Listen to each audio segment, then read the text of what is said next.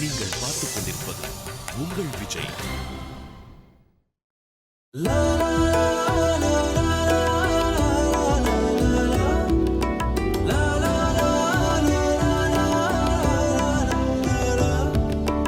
தெய்வம் தந்த வீடு அன்பானது, இவள் புன்னகை கண்டதும் அழகானது. தெய்வம் தந்த வீடு வரமானது, இவள் வந்த பின் வீடெங்கும் ஒளியானது.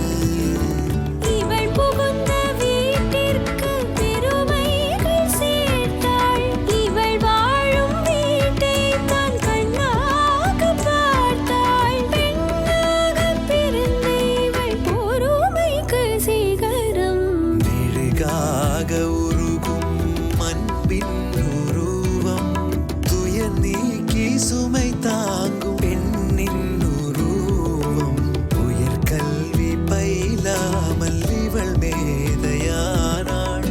தெய்வம் தந்த வீட்டிற்கு இவள் சீதையானாள்.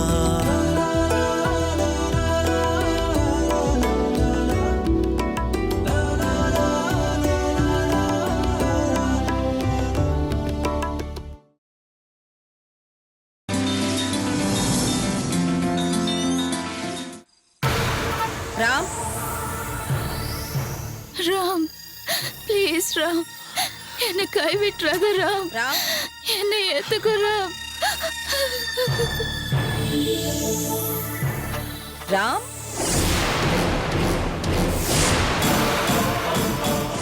ராம். அம்மா, ராம், இங்க என்னப்பா பண்ணிட்டு இருக்க?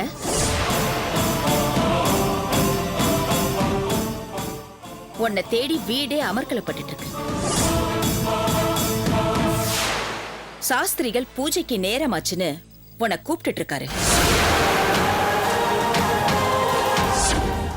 நீ என்னடானா இங்க வந்து நிக்கிற?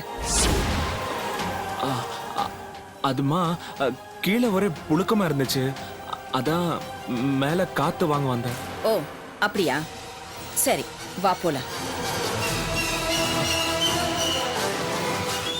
வா ராம். என்னடா எல்லாரும் உனக்காக காத்துட்டு இருக்காங்க, நல்ல நேரம் முடிய போகுது, வா.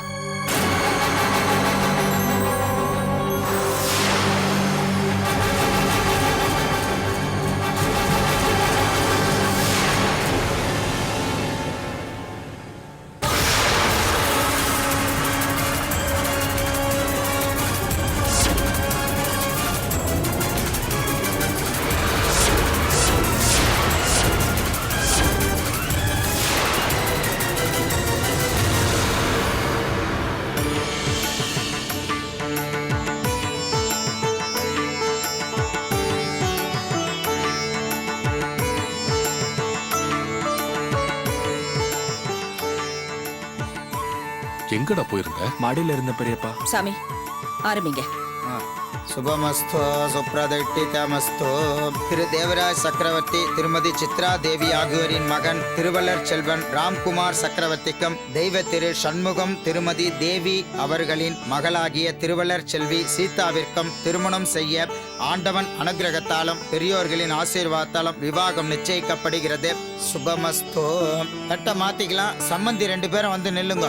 சதமானம் பவதி சதாஜ புருஷ சதேந்திரஜாஜு சேவேந்திரஜே பிரதிதிட்டதி தனம் தானியம் வசம் பகபுத்திர லாபம் சதசம் மத்சரம் தீர்க்கமாயு.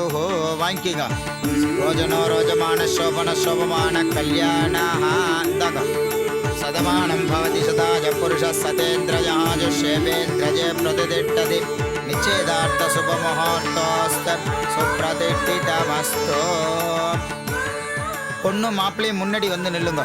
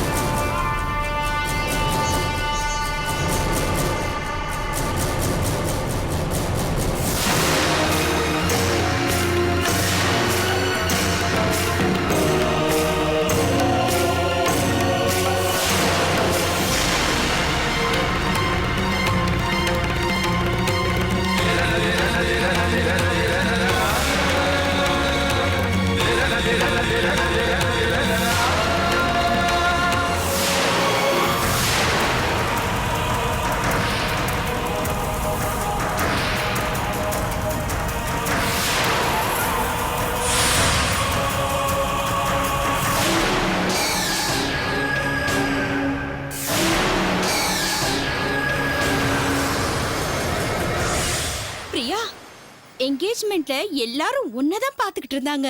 அப்படி ஒரு அழகு. இந்த பொண்ணு யாரு இந்த பொண்ணு யாருன்னு கேட்காத ஆளுங்களே இல்லடி. அந்த ரவிக்குமாரும் நீயும் அடிக்கடி சந்திச்சு பேசிக்கிட்டீங்களே, உங்க 2 பேரையும் ஜோடியா பாக்கும்போது என் மனசுக்கு எப்படி இருந்துச்சு தெரியுமா?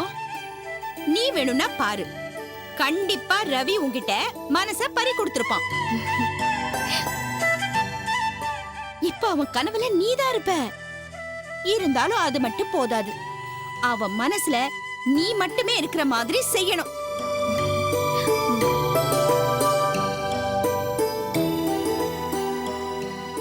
உன் குறிக்கோள் எல்லாம் அந்த வீட்டுக்கு மருமகளா போகணுங்கிற நினைப்பிலேயே இருக்கணும். அப்பதான் உன்னை மருமகளா ஏத்துக்க மாட்டேன்னு விட்டுட்டு போனாலே அந்த சித்ரா தேவி அவ்வளவு பழி வாங்க முடியும்.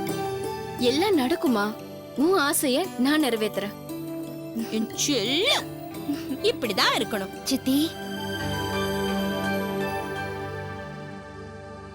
சித்தி, இந்த நகையெல்லாம் நான் எங்க வைக்கட்டும்? முதல்ல அதெல்லாம் இப்படி ஓரமா வை. என் கை கால் உடம்பெல்லாம் கொஞ்சம் அமைக்கி விடு. அமைக்க விடு. எல்லார் காலையும் விழுந்து விழுந்து முதுகு கையெல்லாம் ரொம்ப வலிக்குது. இந்த கால்ல விழறது பெரிய வேலையா போச்சுமா? சொல்றேன்ல, ஏன் நிக்கிற? வா கொடு.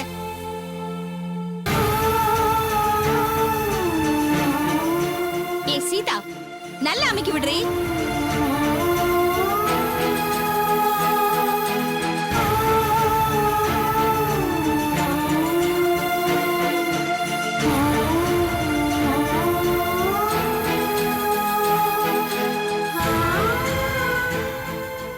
அம்மா, இவளுக்கு அந்த வீட்ல இருந்து எவ்வளவு நகை கொடுத்திருக்காங்க? அதுல இருந்து ஒரு செயின் எனக்கு வேணுமா? ஒண்ணுதானா? இதுல இருக்கிற எல்லாத்தையும் நீயே போட்டுக்க. நீ போட்டுக்கிட்டா இந்த வீட்ல யாராவது உன்கிட்ட வேண்டான்னு சொல்ல போறாங்களா? அக்கா, இதெல்லாம் உனக்குதான்க்கா. இதெல்லாம் நீ போட்டுக்கிட்டா ரொம்ப அழகா இருப்ப. ஆமா, பெரிய கர்ணபிரபு பரம்பரை இவ. எல்லாத்தையும் தானமா கொடுக்கறதுக்கு. ஏய், கால அமக்கடி.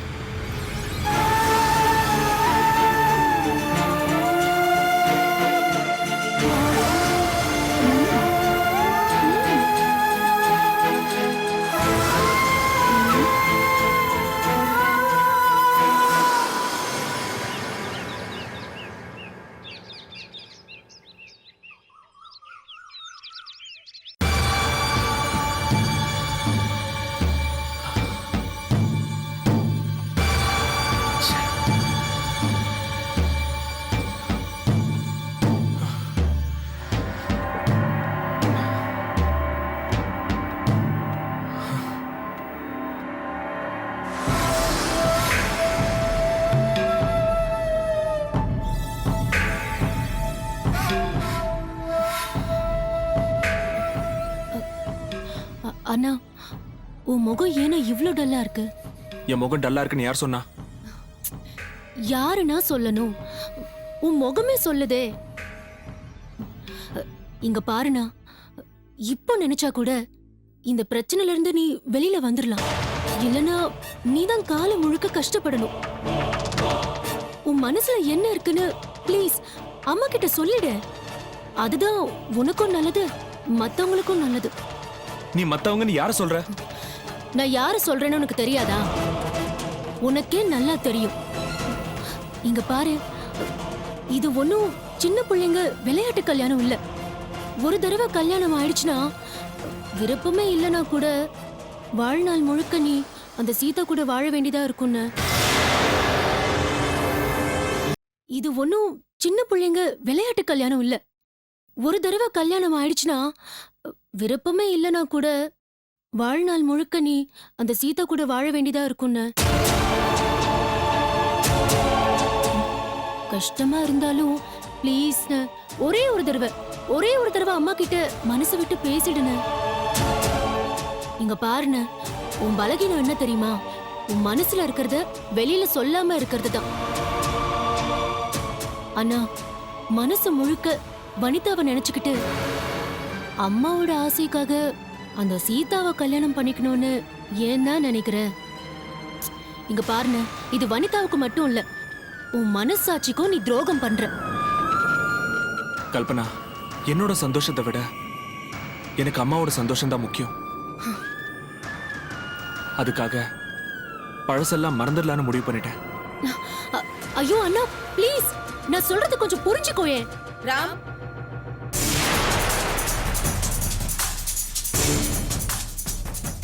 என்னடா இது? நீ இன்னும் ரெடி ஆகாம இருக்க? ஏய், கீழே உனக்காக பிரஸ் ரிப்போர்ட்டர்ஸ் வெயிட் பண்ணிட்டு இருக்காங்க. சீக்கிரமா ரெடி ஆகு. அப்புறம் ராம், நீ கல்யாணம் பண்ணிக்க போற பொண்ணு எப்படி இருப்பா? அம்மா உனக்காக எப்படிப்பட்ட பொண்ணை பார்த்திருக்கேன். அவ உனக்கு எவ்வளவு பொருத்தமான ஜோடின்னு பிரஸ்காரங்க கிட்ட சொல்லு. அவங்க என்ன பத்தியும் உன்னை பத்தியும் நல்லா புரிஞ்சுக்கட்டும். நீ தாய் சொல்ல தட்டாத புள்ளன்னு அவங்க புரிஞ்சுக்கட்டும். பட் சாரி ராம், இன்னைக்கு பிரஸ் மீட்ல என்னால உன் கூட இருக்க முடியாது.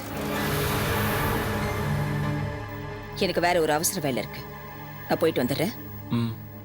அம்மா, எங்கம்மா போறீங்க? ஏய் கல்பனா, வெளியில போகும்போது எங்க போறேன்னு கேட்க கூடாது. அப்படி கேட்டா போற வேலை சரியா நடக்காது. சரி, நீ கேட்டதுனால சொல்றேன். உன் அண்ணன் ராம்க்கு சீதாவோட நிச்சயதார்த்தம் முடிஞ்சிருக்கு. கல்யாணமும் நடக்க போகுது. இதை தடுக்கிறதுக்கு யாராலையும் முடியாதுன்னு ஒருத்தருக்கு எச்சரிக்கை கொடுக்கணும். அதுக்காக தான் நான் போறேன்.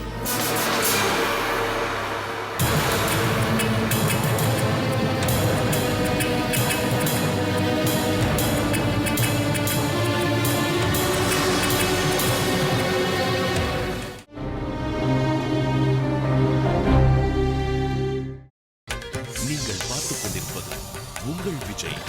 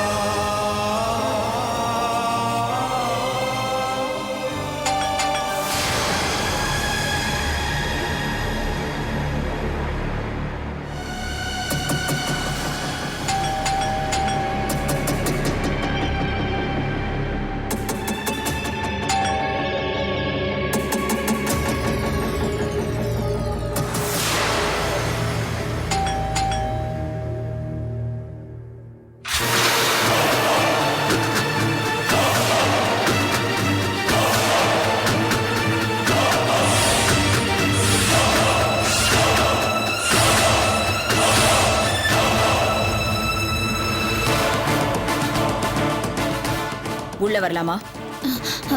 வாங்க.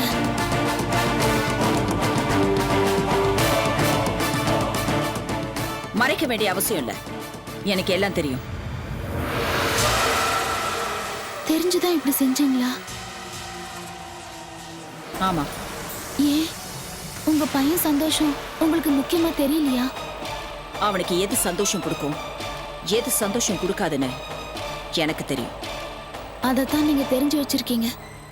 ஆனா ராம்க்கு இந்த கல்யாணத்துல கொஞ்சமும் விருப்பம் இல்ல, அது தெரியுமா?